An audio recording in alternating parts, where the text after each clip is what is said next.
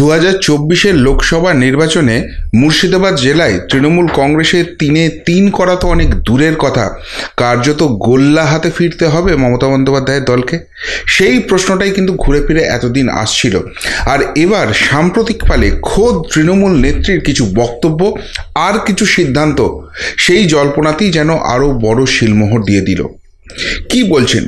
মুর্শিদাবাদ জেলা, যে জেলা শুধুমাত্র এই রাজ্যের নয় গোটা দেশের মধ্যে অন্যতম সংখ্যালঘু অধ্যুষিত এলাকা, যেখানে বিজেপি কার্যত দাঁত ফোটাতে পারে না, যে মুর্শিদাবাদ জেলায় 22টা বিধানসভা আসনের মধ্যে 20টাই তৃণমূল কংগ্রেসের দখলে, সেইখানে তৃণমূল কংগ্রেস লোকসভা ভোটে গোল্লা পাবে?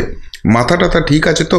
এই প্রশ্ন করার আগে বেশ কিছু সাম্প্রতিককালের ঘটনা, সিদ্ধান্ত, বক্তব্য একটু ভালো করে ঠান্ডা মাথায় ভেবে দেখুন তো, কতখানি আতঙ্ক এই মুর্শিদাবাদ জেলা নিয়ে রয়েছে তৃণমূল কংগ্রেসে, যে কারণে যে কংগ্রেসকে পচা ডোবা, ইঁদো পুকুর তাদেরকে হাতে পায়ে ধরতে হচ্ছে। যে কংগ্রেস বিধানসভায় শূন্য হয়ে গেছে তাদেরকে বলতে হচ্ছে, বাবা জোরটা করো, সংখ্যালঘু ভোট আমাদের হাত থেকে বেরোতে দিও না। কিন্তু তার থেকেও বড় কথা, সাম্প্রতিককালে বেশ কিছু সিদ্ধান্ত, বেশ কিছু রদবদল এবং বেশ কিছু লোককে নতুন দায়িত্ব দেওয়া অনেক প্রশ্ন কিন্তু মুর্শিদাবাদ জেলা নিয়ে তুলে দিচ্ছে। এবং সত্যি সত্যি সেই প্রশ্নটা বড় হয়ে দেখা দিচ্ছে, মুর্শিদাবাদ জেলায় কি এবার খালি হাতে থাকতে হবে তৃণমূল কংগ্রেসকে? আর তার থেকেও বড় কথা, সংখ্যালঘু অধ্যুষিত এই জেলাতে যদি শূন্য হতে হয় তাহলে নবান্নের গতিটা কি আর টিকিয়ে রাখা যাবে?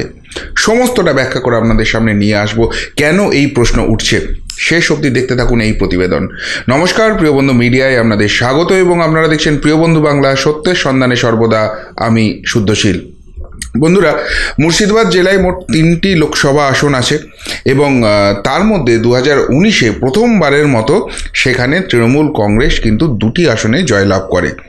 এর আগে কিন্তু তৃণমূল কংগ্রেস এই সাফল্য মুর্শিদাবাদ জেলায় দেখাতে পারেনি। এবার সেই সাফল্যের পিছনে অন্যতম বড় অবদান ছিল কিন্তু শুভেন্দু অধিকারীর।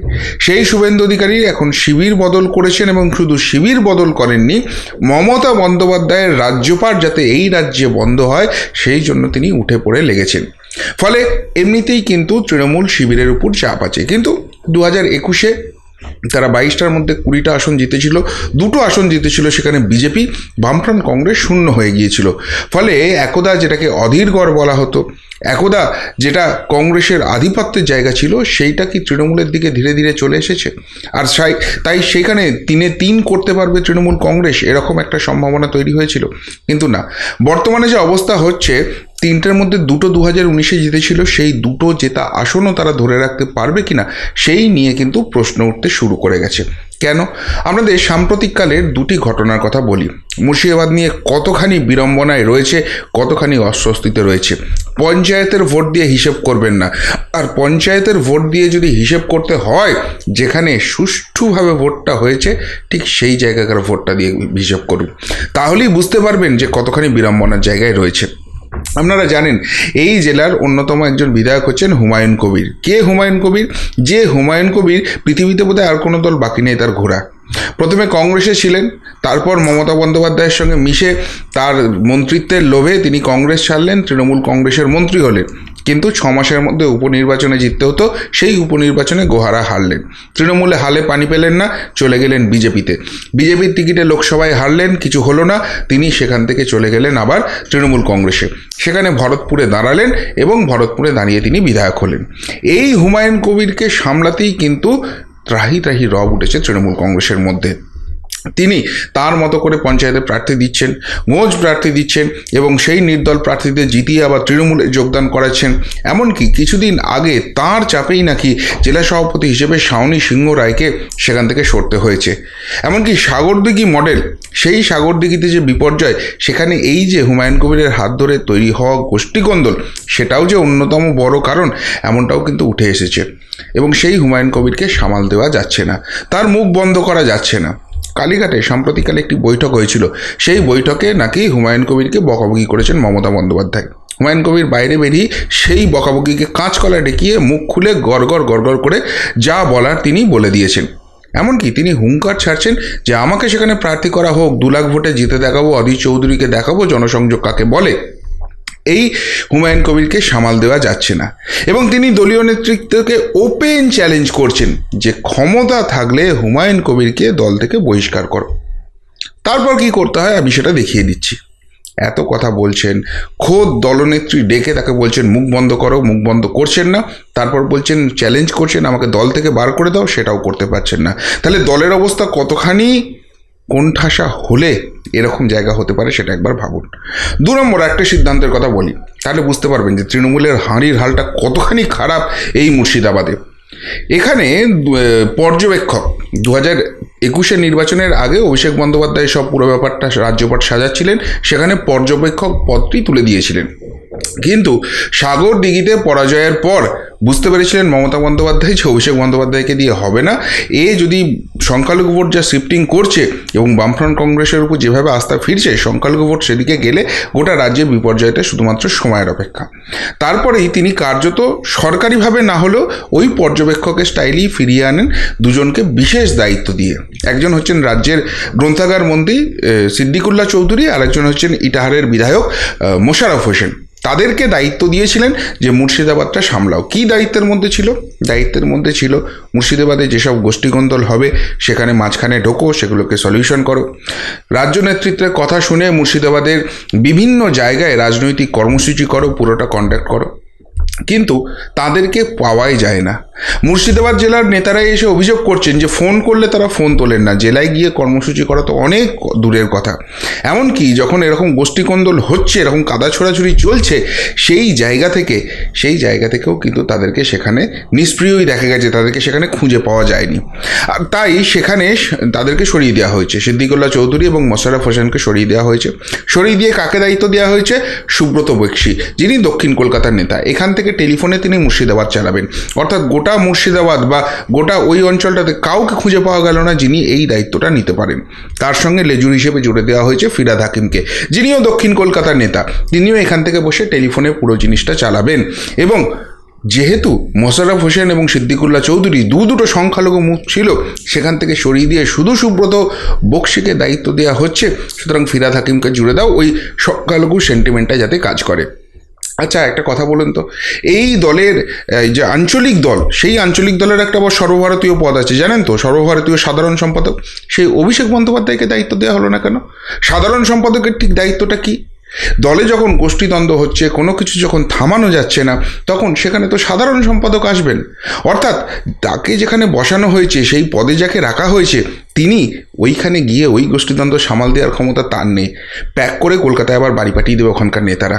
এবং সেই জন্য এই হুমায়ুন কবির চ্যালেঞ্জ করছেন 26-28 বছরের কোনো চ্যাং ব্যাং নেতাও বলছেন না, বলছেন 26-28 বছরের কোনো চ্যাং ব্যাং 60-62-70 বছরের নেতাদের ওখান থেকে কথা বলবে না, আমাদের সেগুলো মানতে হবে, ওইভাবে রাজনীতি হবে না, ক্ষমতা থাকলে তাড়িয়ে দিই। অর্থাৎ কীভাবে ওখানে ঘেঁটে আছে, কীভাবে গণ্ডগোলটা পাকাচ্ছে, বুঝছেন? এবার আপনাদের আরেকটা উদাহরণ দিই, যে এই তো গেল ইন্টারনাল গণ্ডগোল। আপনি বলবেন ভোটের আগে মমতা ব্যানার্জি আসবেন এবং সব কিছু ঠিক করে দেবেন। না স্যার, অত সহজ নয় সব কিছু ঠিক করে দেবেন। এই বহরমপুরে দাঁড়াবার জন্য হুমায়ুন কবির এখন থেকে ইট পেতে রেখে দিয়েছেন। শোনা যাচ্ছিল সেখানে শাওনি সিংহ রায়কে প্রার্থী করা হবে। অন্যদিকে অপূর্ব সরকার, তিনিও নাকি ইট পেতে রেখে দিয়েছেন বহরমপুরে কে প্রার্থী হবেন। এখন যাকেই প্রার্থী করা হোক, বাকি শিবিরগুলো ময়দানে নামবে তো? বাকি শিবিরগুলো যদি এক কাট্টা হয়ে নামতো, তাহলে এত গোষ্ঠীতন্ত্রের জায়গা কোথায় ছিল?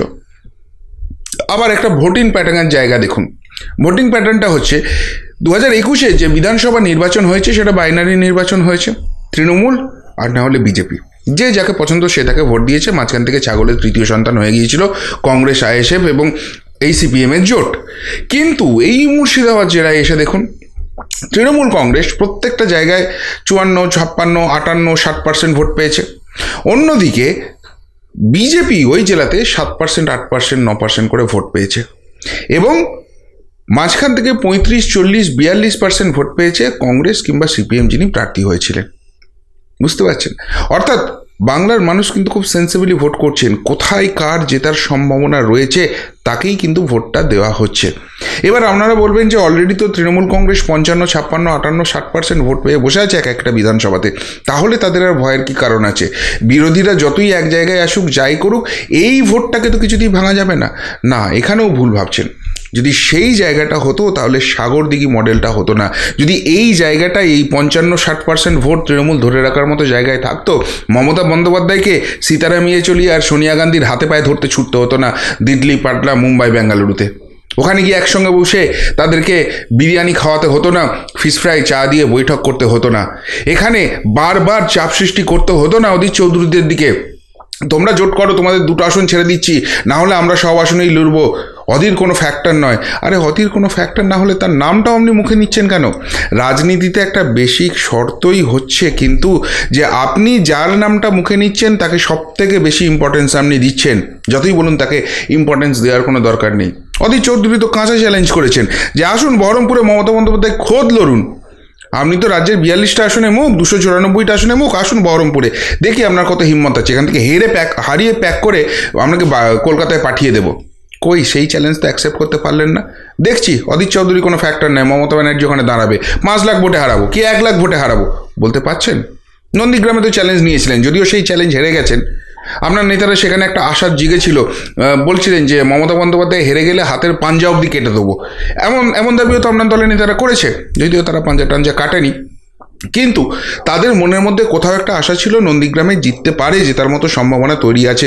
তার মানে কি মুর্শিদাবাদের এই 3টে আসনে সেই সম্ভাবনাটুকুও নেই, যে কারণে খোদ মমতা বন্দ্যোপাধ্যায়কে যখন সেখানে লড়ার জন্য চ্যালেঞ্জ করা হচ্ছে তিনি সেটা নিয়ে মুখ খুলছেন না, তার দল সেই কথাকে ঘুরিয়ে দেওয়ার চেষ্টা করছে।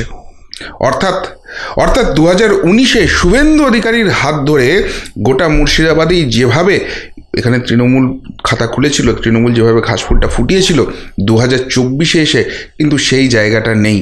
নাম্বার 1।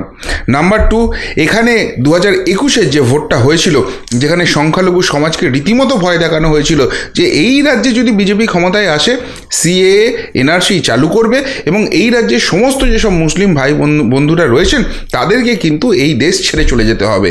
ফলে তারা ভয় পেয়েছিলেন, ভয় পেয়ে এককাট্টা হয়ে ভোটটা তৃণমূলের বাক্সে দিয়েছিলেন। কিন্তু যত দিন গেছে এটা যে মিথ্যা প্রচার ছিল, এটা যে অপপ্রচার ছিল, সেই জায়গাটা কিন্তু তারা ভালো করে বুঝতে পেরেছেন। এবং সেই কারণেই এই দেশের বিভিন্ন রাজ্যে ভোট হয়েছে, সেখানে বিজেপি ক্ষমতায় এসেছে, কিন্তু কোথাও গিয়ে এই সিএএ এনআরসি হয়নি। আসামের মতো রাজ্য, আমাদের পাশের রাজ্য, সেখানে এসছে, কোনো মুসলিমকে দেশ থেকে তাড়িয়ে দেওয়া হয়নি। সুতরাং এই যে জুজুটা ছিল, এই যে ভয়টা ছিল, এটা কেটে গেছে। এবং তৃণমূল জামানায় শুধুমাত্র গোষ্ঠীদ্বন্দ্ব, শুধুমাত্র দুর্নীতি, শুধুমাত্র চাকরি চুরি, শুধুমাত্র রেশন চুরি, এই যে বিভিন্ন জায়গা রয়েছে, এমনকি কেন্দ্রীয় প্রকল্পে যে টাকা আসছে সেখানে কিন্তু প্রধানমন্ত্রী দেখছেন না যে কোন ধর্ম, কোন বর্ণ, কোন কি রয়েছে, তিনি সকলের জন্য কিন্তু সেটা পাঠাচ্ছেন। আর সেই টাকাটা যেখানে আসছে না, সেই টাকাটা যে বন্ধ হয়ে যাচ্ছে কিসের জন্য? তৃণমূলের চুরি। কিসের জন্য বন্ধ হয়ে যাচ্ছে? তৃণমূল নেতারা মাঝখান থেকে লোপাট করে দিচ্ছে, তৃণমূল সরকার সেই হিসেবটা দিচ্ছে না। আর তাই এই জায়গা থেকে তৃণমূলকে আর যে ভোট দেব না, এবং সেখানে অল্টারনেটিভ হিসেবে বামফ্রন্ট রয়েছে, কংগ্রেস রয়েছে, আইএসএফ রয়েছে, তারা কিন্তু সংগঠন বাড়াচ্ছে। এবং তৃণমূলের একটা বড় অংশ যারা সংখ্যালঘু, যারা বিজেপিতে যেতে পারছে না, বিজেপিতে যেতে পারবে না, তারা কিন্তু অল্টারনেটিভ হিসেবে কংগ্রেসে যাচ্ছে, অল্টারনেটিভ হিসেবে বামফ্রন্টে ফেরত যাচ্ছে। এবং সেখানে তারা যদি একপক্ষ হয়ে লড়াই করে, এককাট্টা হয়ে লড়াই করে, সাগরদিঘির মতো ঘটনা ঘটতে পারে। আর সেই জায়গাটা মাথায় রেখেই কিন্তু এবার মুর্শিদাবাদ নিয়ে রীতিমতো দুশ্চিন্তা শুরু হয়ে গেছে। অন্যদিকে জঙ্গিপুর আসন ধরুন, বহরমপুরের কথা বললাম, মুর্শিদাবাদের কথা বললাম, জঙ্গিপুর, সেখানে অভিজিৎ মুখার্জি প্রার্থী হবেন এরকম একটা জায়গা তৈরি হয়েছিল, যে কারণে তৃণমূলে যোগ। তিনি হচ্ছেন না, তিনি আবার নাকি কংগ্রেসে ব্যাক করে যাচ্ছেন শোনা যাচ্ছে। এবং শুধু অভিজিৎ মুখার্জি নয়, একটা বড় অংশ কিন্তু এবার কংগ্রেসমুখী হয়ে গেছে। অধীর চৌধুরী নিজে রয়েছেন বহরমপুরে, মুর্শিদাবাদ, সেখানেও কিন্তু বিভিন্ন ফ্র্যাকশন কাজ করছে এবং একটা বড় অংশ কংগ্রেসের দিকে শিফট করছে। সিপিএম, কংগ্রেস, আইএসএফ জানে তাদের হারাবার কিছু নেই, শূন্য হয়ে গেছে। এই জায়গা থেকে যদি ইগো বলে একটাই প্রার্থী দেওয়া হয় এবং সেখানে যেভাবে সংখ্যালঘু ভোট যাচ্ছে, কিছুটা হলেও অস্তিত্ব টিকিয়ে রাখা যাবে এই জেলাতে। এবং গোটা রাজ্যের বাকি জায়গাতে সেইভাবে পেনিট্রেট করার মতো জায়গায় নেই, কিছু কিছু ছোট ছোট পকেট ছাড়া। ফলে সর্বশক্তিটা তারা কিন্তু এই জেলাতে দেবে। হোয়ারাজ তৃণমূলকে রাজ্যের কিন্তু 42টা আসনেই কনসেন্ট্রেট করতে হবে, আলাদা করে মুর্শিদাবাদকে কিন্তু তারা স্পেশালাইজেশন করতে পারবে না। আর এই জায়গাটারই ফায়দা নিতে পারে কিন্তু কংগ্রেস এবং সিপিএম। তারা জানে ওই 3টে আসনই কিন্তু আমাদের পাখির চোখ হতে চলেছে। মালদাতেও এবারে খুব একটা ভালো কিছু করার সম্ভাবনা নেই। ফলে ফলে সব মিলিয়ে কিন্তু মুর্শিদাবাদে 2019-এ 3-2 হয়েছিল। এবারে 3-3 স্বপ্ন দেখছিল তৃণমূল কংগ্রেস, কিন্তু সেই স্বপ্নে এত বড় ঢেরা কাটা হয়ে যাচ্ছে। 3 এবার গোল্লা হয়ে যাওয়ার সম্ভাবনা হচ্ছে। এবং যেভাবে গোষ্ঠীদ্বন্দ্ব হচ্ছে, যেভাবে সেখানকার স্থানীয় নেতারা রীতিমতো চোখ রাঙাচ্ছে রাজ্য নেতৃত্বের দিকে, যেভাবে কলকাতা কেন্দ্রিক নেতাদের ঠিক করে দেওয়া হচ্ছে পর্যবেক্ষক হিসেবে, যেভাবে ওখানকার পর্যবেক্ষকদের ঠিক করলে তারা ফোনটাও তোলে না, ওই জেলাতে ঢুকতেও চায় না, সেই জায়গা থেকে আলটিমেটলি 2024-এ মুর্শিদাবাদে শুধু ভরাডুবি হওয়াটা তৃণমূলের সময়ের অপেক্ষা। এই জল্পনা কিন্তু জোরালোভাবে উঠছে রাজ্য রাজনীতিতে। আপনারা কি বলবেন, সত্যিই অধীর ম্যাজিক ফেরত আসবে? বামফ্রন্ট কংগ্রেস ম্যাজিক করে মুর্শিদাবাদে 3টে আসনে ম্যাজিক দেখাতে পারবে, নাকি সেখানে 2021-এর ট্রেন্ড বজায় থাকবে, আবার মমতা ম্যাজিক, আবার ঘাস ফুলের 6 লাভ? কি মনে হচ্ছে আপনাদের? উত্তরটা অবশ্যই কমেন্ট বক্সে কমেন্ট করে জানাবেন। এখনকার মতো এখানেই শেষ করলাম, ফেরত আসছি নতুন প্রতিবেদন নিয়ে খুব তাড়াতাড়ি। ভালো থাকবেন, সাথে থাকবেন, পাশে থাকবেন। নমস্কার।